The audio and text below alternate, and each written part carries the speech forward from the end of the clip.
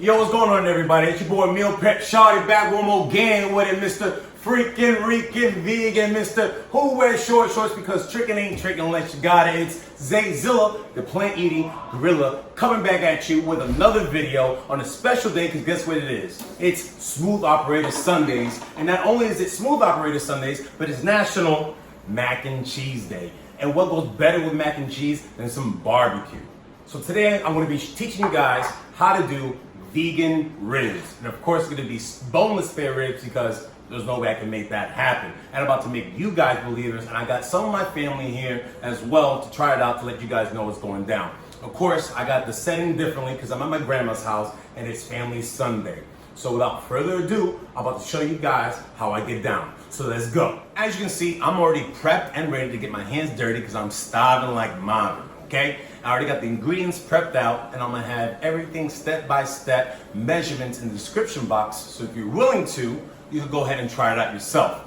Now these are not gonna be any kind of ordinary ribs, no siree bob. I'm making the sauce by scratch, okay? And it's gonna be Vietnamese style. So it's gonna be a little twang to it, but I promise it's gonna be good, okay? So first and foremost, starting with the sauce, I got the stove up and running. I'm gonna take the soy sauce here, I'm gonna dump it in.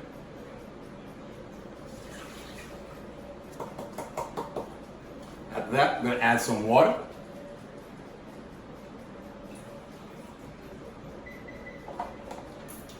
I have the brown sugar to add a little sweetness to it.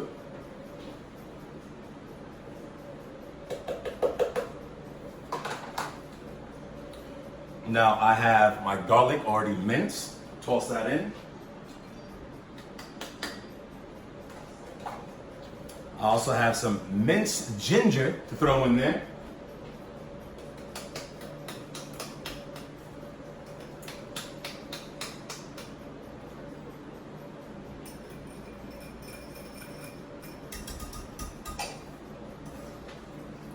All right. I got some chili paste to add some spiciness to it.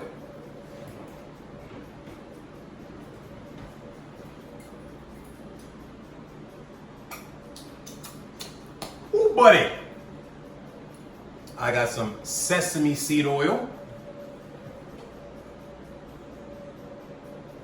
Sesame seed oil is really good because I like it, gives a nice good oriental flavor to it. I have the rice vinegar.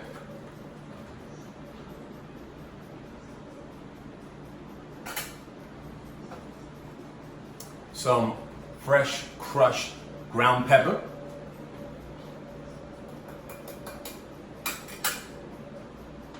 And I got some crushed red paste called jang. Don't quote me on the pronunciation, but that's the best I can do. But this stuff, whoo, burns the nostril hairs. That's what's gonna pop out with the flavor, the extra hot to it, extra fire. So toss that in there.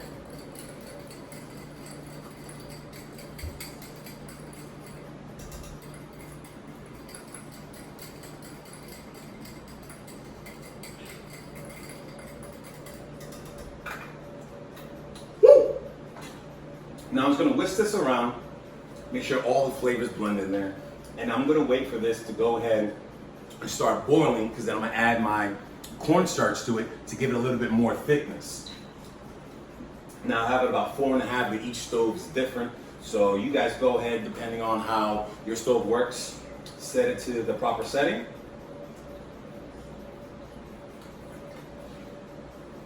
I'm gonna get you guys to check this out. As you can see, everything's settling in right now. I'm gonna wait for that to boil.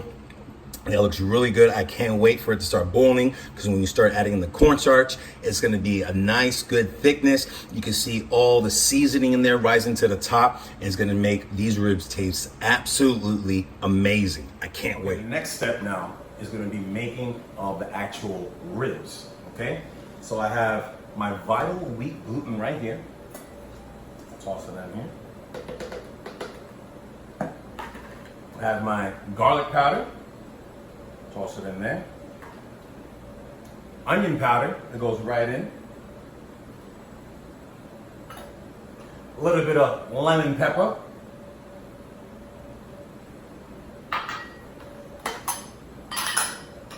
Then I got a little bit of chipotle seasoning here. Mixed with maple seasoning as well, just to give it a little sweetness. Just gonna make sure, go ahead, whisk that around. Make sure all that blends in well. In the second bowl, I'm gonna start putting in my liquids.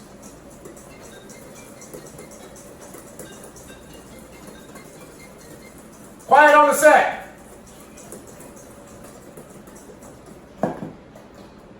All right, now I got some water here. It's plain old filtered water. Go ahead, some more soy sauce. And right here, this is tahini sauce. Now this is gonna be basically sesame seed oil that's been processed down to be like a paste, a liquid. Toss it in there. I'm gonna go ahead, whisk all the liquids together, make everything solidified. Make sure there's no lumps. Pretty good, it has a good sesame seed pop to it.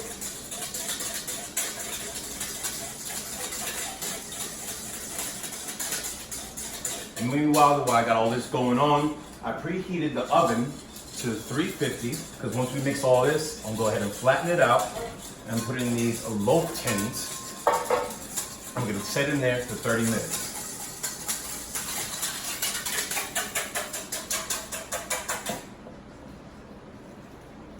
Pour that in there. All right, check on the sauce, nice and boiling. Bring the heat down a little bit. Oh yeah.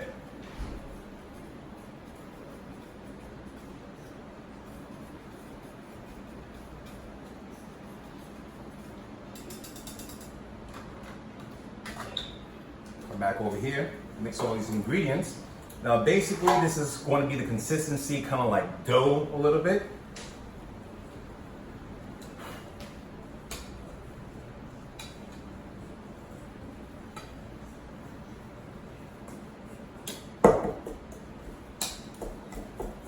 And if anything, you can always add more water in there to get more of a consistency.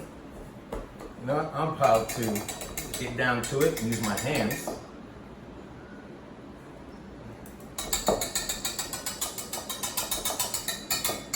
Just to help the process out.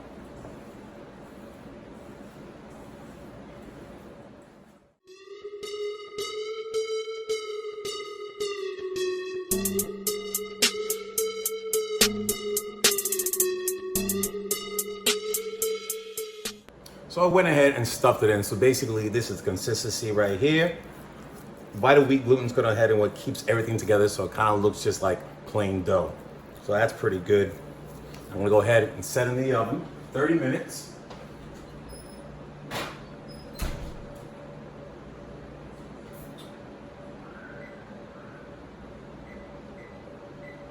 There it is. Now let's go back to our sauce. Point now, it's coming to a boil.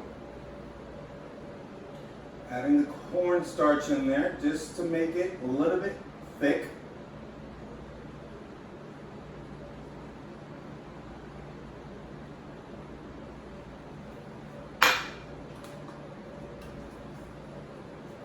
Whisk that in there.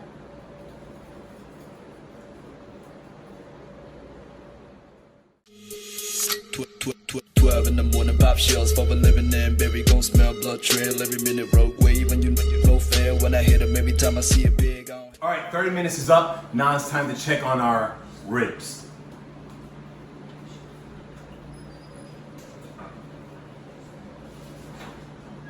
All right, that's perfect. Now it could have been a little bit more flat on the top, but that's fine because it's gonna get cut up and sauced up and grilled anyway, so it's all right. First time trying it out.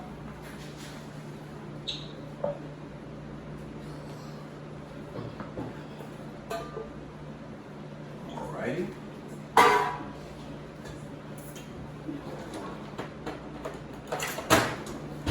Now it's time to cut it into pieces, the slices here.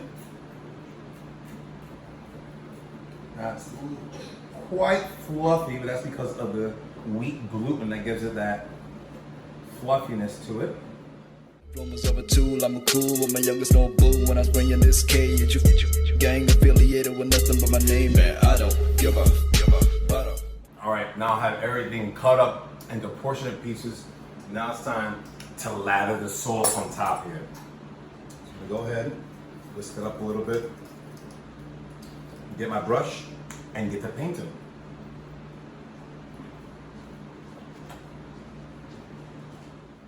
I don't give a butter, mother, dog. I'm a pull up with that. So I got all the pieces on there, time to lather her up. And meanwhile, while I was waiting for these ribs to finish cooking, I also had some jackfruit that I decided to throw on the stove there. Jackfruit, of course, is a plant. And the cool thing about jackfruit is it's full of nutritional value, helps promote eyesight, helps fight off cancer, keeps the skin hydrated, full of antioxidants. I mean, the endless nutritional facts of jackfruit are phenomenal. I mean, it does serve as a meat substitute. It kind of looks like pulled pork, pulled chicken, what have you. Good for tacos, skirt, whatever you want to have it. I suggest you guys try it out. When it's ripe, kind of tastes citrusy, kind of like a mango orange. However, it takes the properties of meat. So however you flavor it, it's gonna taste just as good. So I'm gonna go ahead, finish lathering the other sides.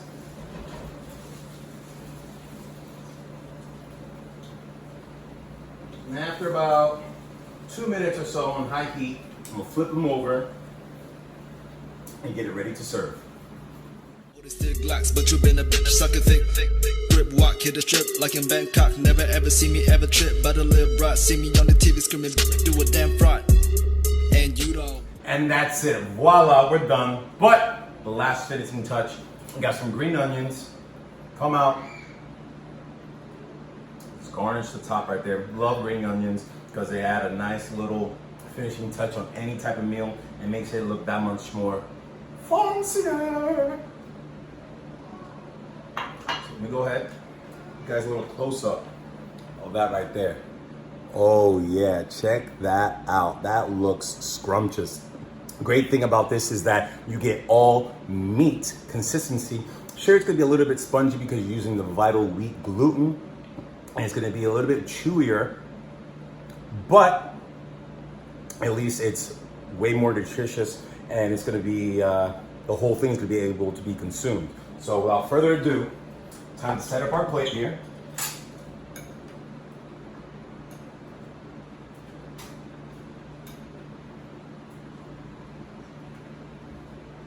Gonna do the works here. Got me a few ribs. Hit me with my Daiya Foods bacon mac and cheese. And of course, can't forget our veggies.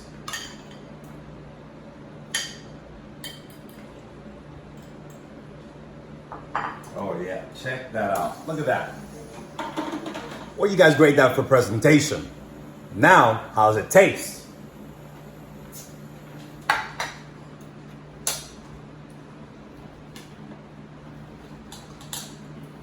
Cuts easy.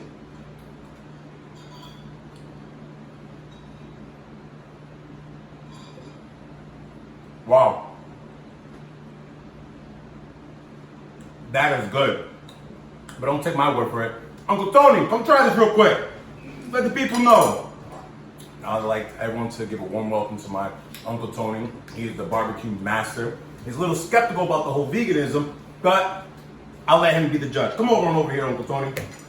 Say what's going on to the camera. All right. So I want you to try this, give your honest opinion. Make sure you savor the flavor, chew it, eat it. Go ahead.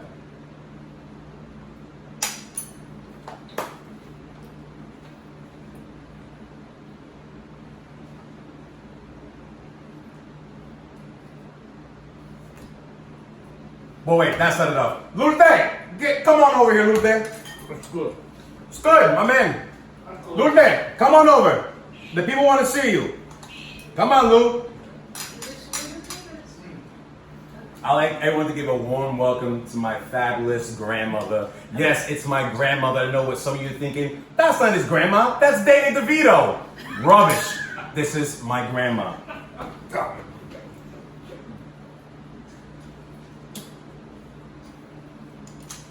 Actually, it's very good. It's very good. There you have it, ladies and gentlemen. It tastes like you're eating a meat. Exactly, Very- right? very Of course, good. there's a little bit more chewy consistency to it. However, still delicious. Very good. I'm surprised. Perfect for any occasion. If you guys want to go out there to a barbecue, what have you, I suggest bringing this because it's gonna blow people's minds that it's not meat. Well, that wraps it up for this video today. It's your boy, Meal Prep Shawty, Mr. Freaking Vegan, Mr. Who Wears Short Shorts, because tricking ain't tricking unless you got it. It's Zayzilla, the plant-eating gorilla, signing off, telling y'all to keep it vegan. Holla at your boy, like the video, share it, do what you do, let me know what you think. If you do, go ahead, come reach out to me and let me know what you think, alrighty? See ya.